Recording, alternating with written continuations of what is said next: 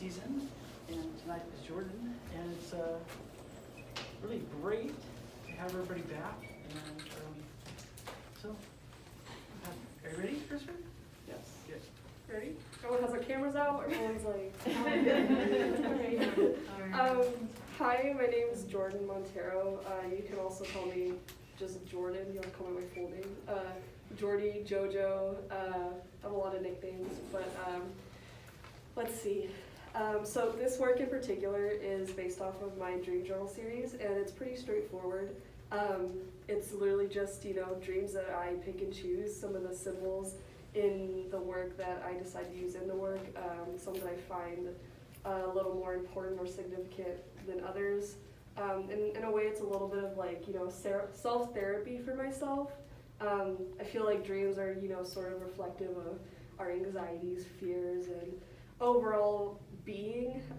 So I think that sort of relates back to like the title of this exhibition, Human Condition Manifest.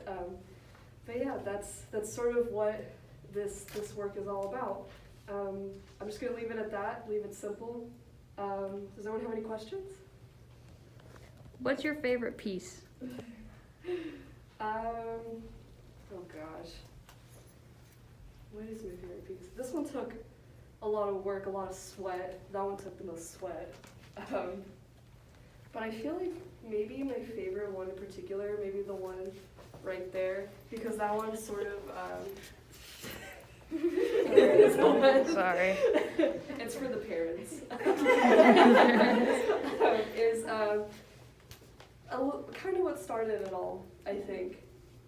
Good question. Is there a reason why a lot of the colors seem to go into like a same like kind of palette? Good question. I feel like this is like all artists maybe. All artists sort of have like their palette and it's unintentional. And for me, that's a lot of like reds, oranges. Again, it is unintentional. I try really hard to get out of it.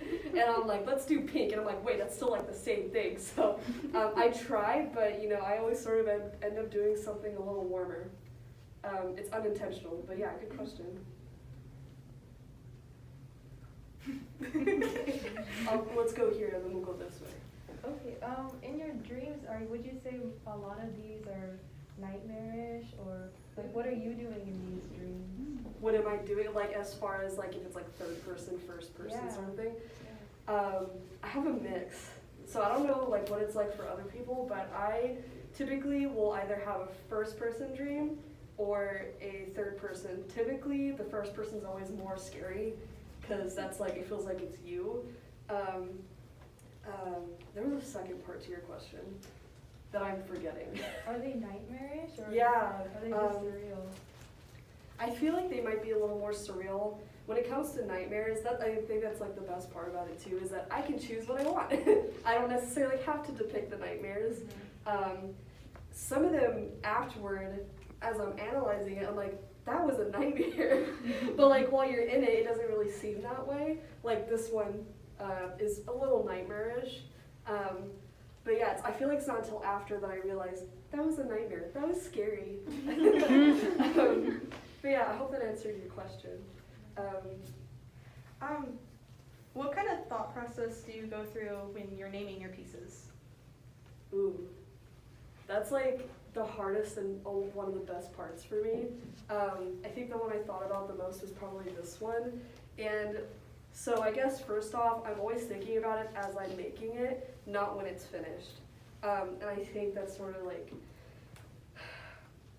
speaks to my process a little bit, because then it kind of like also determines like my composition and what have you. This one, for example, someone was looking at it, and I forgot who it was, but they were looking at the dragon, and maybe you're in here, but you're all, that kind of reminds me of the Nazca lines. That was you! Yeah, and I love the Nazca lines. I've always been obsessed with them, and I realized this one kind of looks like the big old bird, and so I was like, that's perfect, and in a way that it just sort of came together, and it made me realize like this is sort of what the piece is about. So I included it. Typically it's something, I try to make it not so obvious, but sort of lead you into the narrative, if that makes sense. How often do you have dreams? And Oh, what do you yeah. think induces them? What induces your dreams? So I think I have dreams every night. I'll be totally transparent. When I started going on anxiety medication, That'll do it. that'll do it. That'll do it. It was a lot more vivid and a lot more like whoa when I first started going on it. But then after a while, it sort of became a little more like you get really used to it. And I don't think they're as crazy anymore, but I still definitely get like stuff that's strange. I think everyone gets things that are strange, but when I look back and I actually physically write it down in my journal, that's when I'm like, okay, that is crazier than I had originally thought.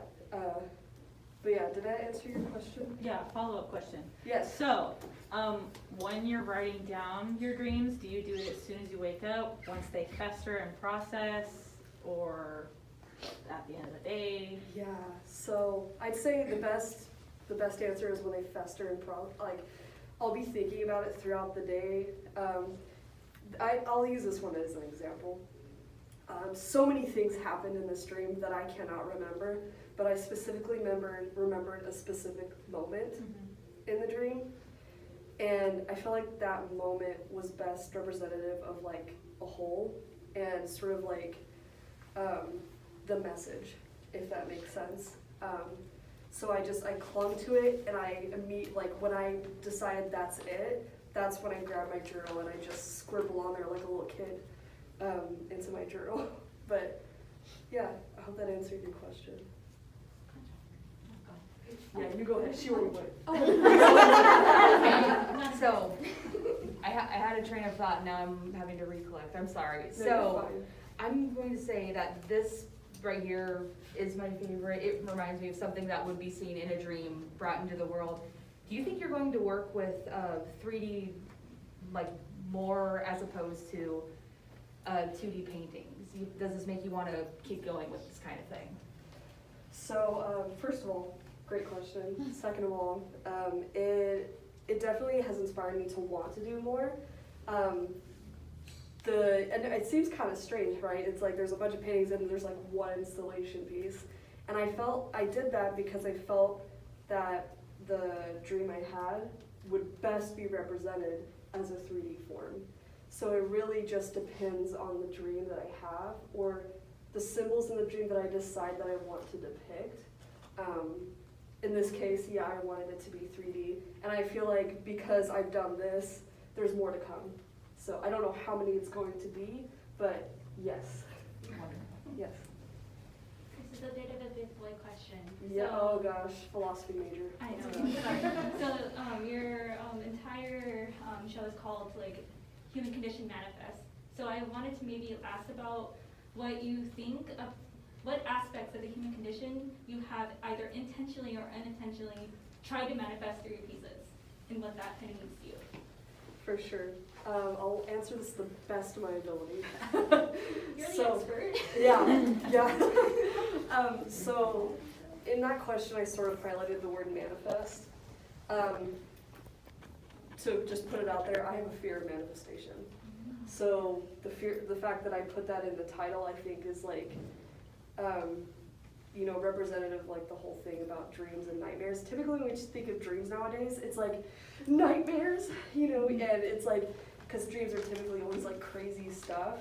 And we always sort of like, our dreams are overthinkers, right? They're dramatic, just like these pieces, they're dramatic. But I think what's most important is like the symbols that we find in them that actually represent something else. And humans, they levitate towards symbols, like the crucifix, for example. It's like, oh, it's so dramatic, but in like the larger scheme of things, it's like there's no real drama in our real lives, if that makes sense. So I hope that answers your question. Like the dramatization, but we're focusing more on the symbols, which is what humans are more attracted to. Interesting. Thank you. Yeah.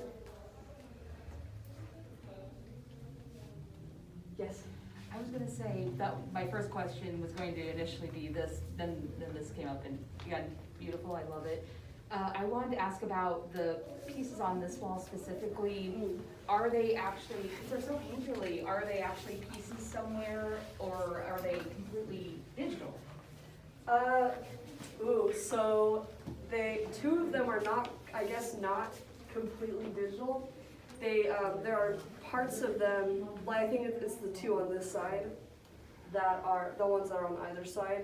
There's actually traditional works that I've done collaged into them. So in the beginning, I was really taking a lot of work that I'd previously done and incorporating it into that, because dreams, they take things that we've done in the past anyway, or things that you've seen, and that's how we come up with dreams in the first place, so I thought it would make sense to physically do that as well. But yeah, the rest of it is digital. Hope that answered your question. Yes, Okay. they're very beautiful. Thank you. You're snapping me? No, I'm a cop. Okay, go ahead, Okay. question. Go ahead. I was wondering, you mentioned that you have a fear of manifestation. Have you experienced deja vu after a dream? I have experienced deja vu, and I swear that thing's magical. I believe in magic 100%. That's just a personal thing. But yeah, I have a fear of manifestation, and but deja vu I take super seriously, and deja vu's happened.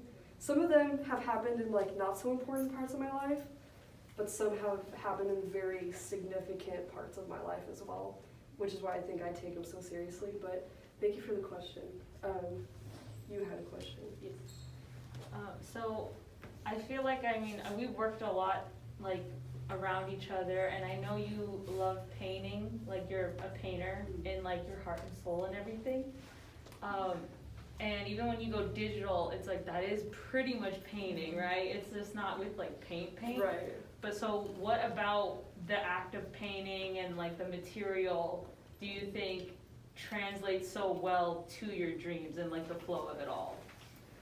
So how does traditional painting translate better as far as like my theme?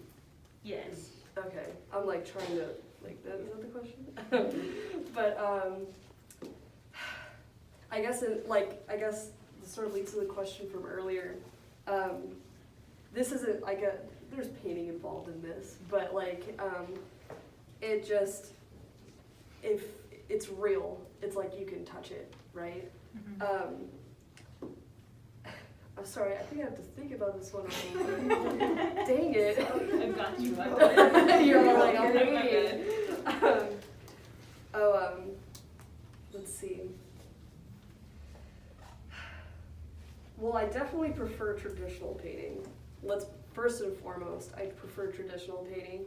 I feel like for me, when I am painting traditionally, it's easier for me to layer things.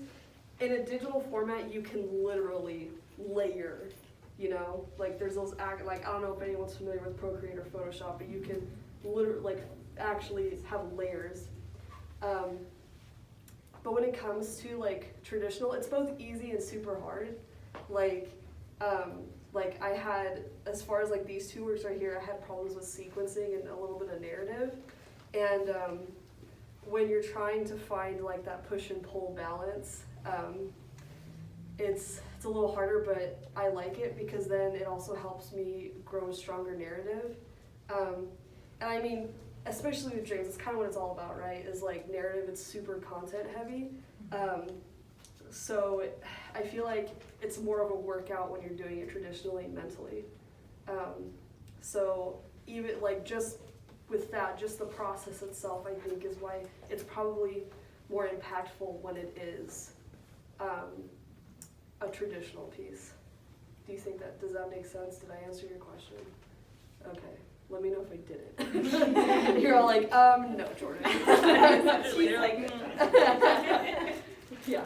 So what you were saying about the physicality of it, like how you felt that this piece was best represented through something that's physical that you can like feel. Yeah. Does that kind of happen like in these dreams where it's like you have this one that's represented it's a little bit 3D too with the layers Yeah. that come off. But like in your head when you're dreaming, is it like this doesn't feel like I can actually do anything? It's like, you know, things like that versus this or this is physical. Like you actually have like Right. physical control. Yeah. I don't know if that makes any sense. I get the vibe. Yeah. I get what you're, the vibe of what you're trying to say. So, with this one, I think because this piece is a little more fear-based, I felt like it was more impactful for it to be that sort of thing that you can touch, because when things are real, that scares people, you know, when it's something real, versus something like this over here, where you'll have dreams where you can't quite control it. And that's the thing with paintings too, is that like, you can't control what's happening in the piece, you can't quite touch it, you can't quite do anything, you can only observe. But in a way it's less scary because you're like, it's just a painting. But here it's like, that looks like a real toilet. This, you know, doesn't look like a real dragon, but it something's going on here, you know? But did I answer your question? Yes. Okay, I'm like, I say that a lot, but The I vibed off. the vibe, you're Vibe, getting it? vibe. Okay, we're The getting vibe. an exchange, okay, for sure. Anyone in the back over there? You're quiet, it's alright. It's okay. Tangible. That was the word I was looking for. Yeah, there you go. Follow-up Yes. question, how did you find the toilet? Where did you Ah. find it? I still need that. I was waiting for that question.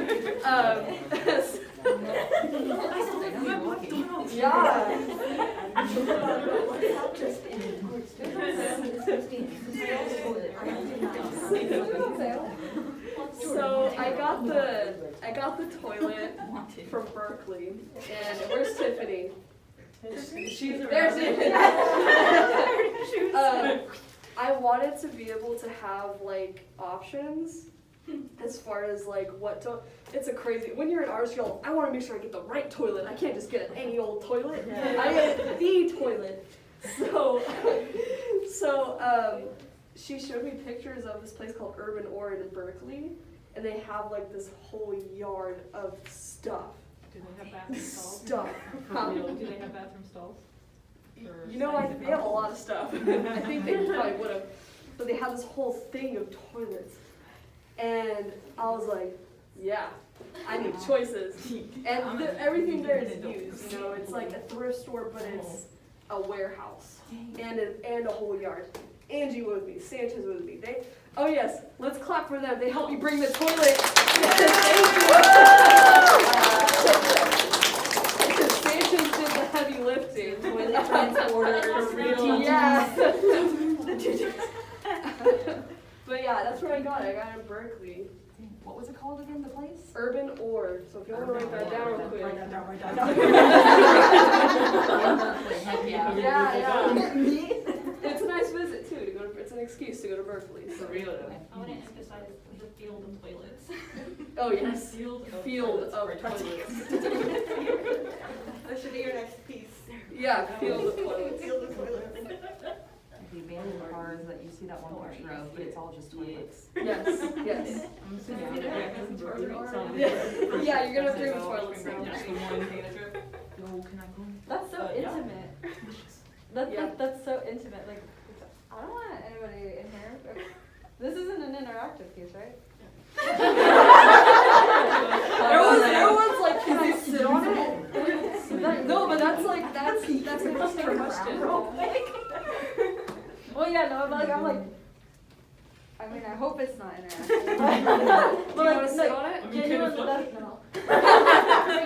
No, it's so intimate. Like, Yeah. body time is private time. Any other questions? I have a last question. We have a question over here. No, go ahead, go first. I think did you have a question? No? Okay. Go ahead. So you mentioned that you have a fear of manifestation. Is putting these into like a physical, tangible form, especially that piece, is that your way of dealing with the fact that you don't like to manifest? Yes.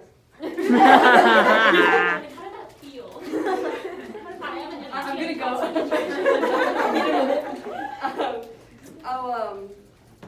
Yeah, well, I think I said earlier, it's like, it's my therapy, you know? I think it's like a form of like exposure therapy a little bit, so, yeah, I would say, cause then you walk around, you're like, okay, these things they're not real, but, you know, yeah, yes. Yes. My follow-up was, what was like kind of like the range of emotions as you were going through it? Did you feel any discomfort? Was it more of like relief? I'm just curious. So I feel like I get more uncomfortable feelings while I'm making the work. If something, with that piece I encountered that. There was moments where I was like more uncomfortable or more anxious versus, and it had, like there are some more versus others, but I'd say that piece was probably the most, not anxious driven, but it did happen in my process. But that's when I think it happens the most is like while I'm actually making them. Yes? One last question for me, but does the process happen quickly? Like, I remember, or when I have dreams, I'm trying to remember after a day they left me. So, does it happen like very fast, right away, or do you have to take a lot of notes and try and grab it with your seeing? Yeah, so it doesn't happen fast. Like, I think, like I said earlier, I have to fester it, and I have to really think about it for the whole day. When I'm getting out of bed, it's, you know, I'm sort of just like, what? And it's like sort of like the after effects of the dream. You're sort of like awake but not awake kind of deal. And it's throughout the day that I really just sit and I ponder the whole thing. Maybe in the middle of the day or the end of the day, I'll actually start writing things down. Because to me, I think earlier I said I believe in magic. So to me, the symbols and moments in the dream that I am sticking to more throughout the day are the most important to me, and I feel are like what I think should be represented. Or it's like something telling me that's what I should be using versus something else in the dream. If that makes sense. Yes. Could you give us, if you want to, narrative on one of the dreams? Whichever one you So like basically tell you what the dream was? Yeah, well, just like one of them, if you feel comfortable. Yeah, okay. We can talk about this one. The dragon in the room? So, this is one of the dreams I don't remember a lot from. I don't remember a whole lot, but I do remember I was running from something. I don't know what I was running from. I was trying to hide. From something, and it was a first-person dream. So I could see my hands and my feet and what have you, but I was just trying to hide. And I go into this like really rickety old bathroom, and I just sat on a toilet, not open or anything, but I'm just like trying to, you know, hide from something, whatever it was. I don't know what it was, but I could feel inside the wall in front of me that there was like a dragon inside of it, watching me. Knew that I was there. It didn't do anything, but it was watching me. And I knew that it was inside the wall. So yeah, that's a little scary. Yeah. But that was like the dream. That's sort of where I think it ended too, was like that moment, but I could just feel it just, it's, you know, yeah, it's like, you know, just overbearing aura over me. But yeah, that's one of the narratives. Wow, I'm scared. Any other questions? So you felt the dragon was malevolent, not a guardian, not a protector, but a watcher, or something you were afraid of? Or you might not know. Yeah, like, you know, like there is a little, I think with dreams too, like there's a little bit of that unknown to everything. I'll say I was scared, but a lot of things I was scared of too, like end up they're not, you know, meant to be scared of, you know? Cause the dragon didn't do anything. It was just watching me. So maybe in a way it was like a sort of watcher, like maybe sort of symbolic of a guardian angel of some sort. Shrug, who knows? But in the dream, I think I was afraid. But yeah. Any other questions? Speech, my lord. Thank you very much.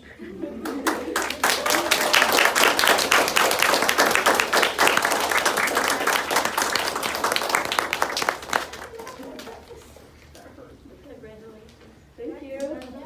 Good job, Jordan. Yeah. Encore. Everybody remember your questions, ask them again. Yeah. One more bullet. Yeah, one more. Go back to tape. Give a line. Good job, Jordy. Thank you, was that good? Congratulations. Thank you. I like the 3D.